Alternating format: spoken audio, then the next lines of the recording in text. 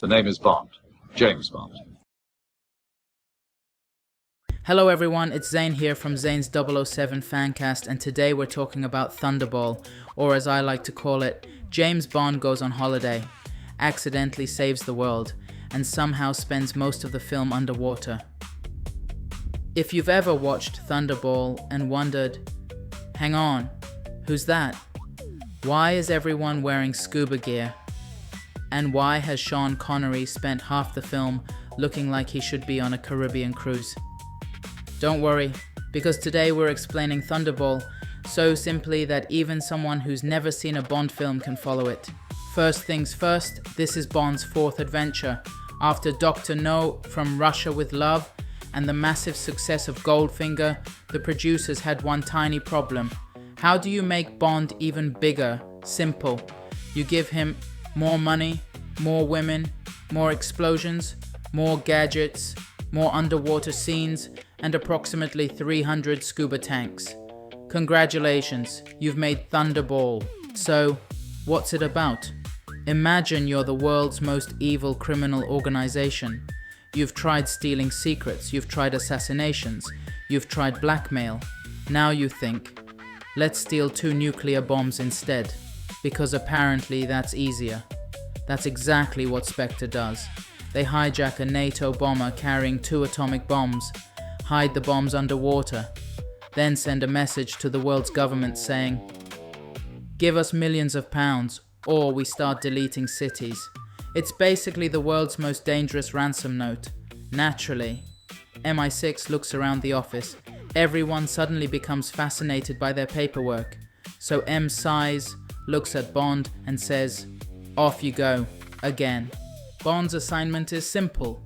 Go to the Bahamas, stay in expensive hotels, drive nice cars, flirt with beautiful women, eat good food, drink champagne.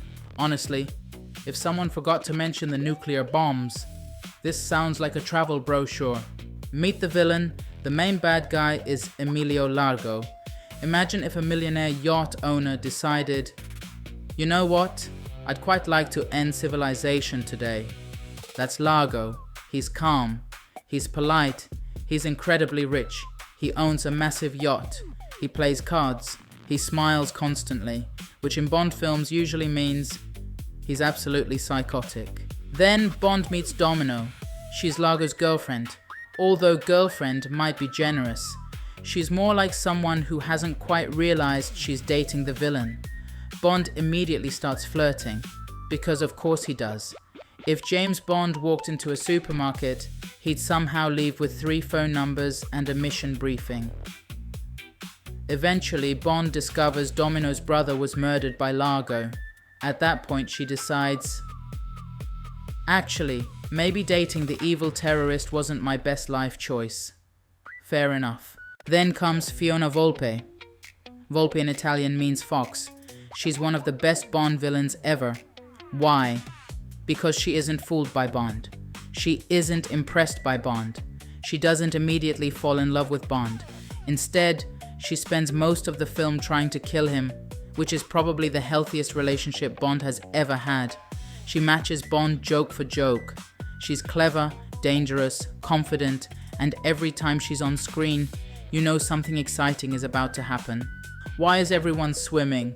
Now, here comes the bit everyone remembers, the underwater scenes. There are a lot of underwater scenes. If you've never watched Thunderball, imagine this. Someone says, right, it's time for the big action sequence. Everyone immediately jumps into the sea for what feels like the next fortnight.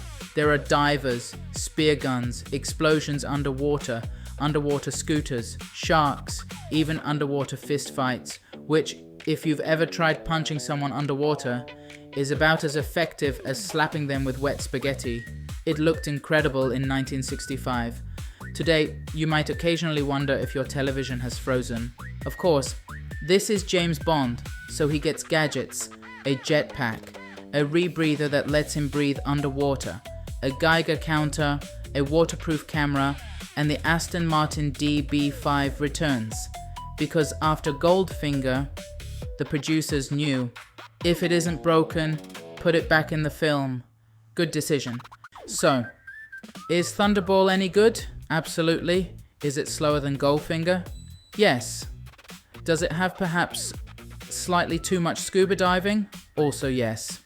But it also has some of Sean Connery's coolest moments, a fantastic villain, an unforgettable Bond girl in Fiona Volpe, beautiful locations, amazing music by John Barry, and some genuinely groundbreaking action sequences that changed blockbuster filmmaking forever.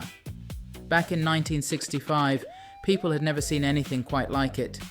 Today, it's fascinating to watch because you're seeing Bond become a truly global phenomenon. Without Thunderball, there probably wouldn't have been the huge Bond films that followed.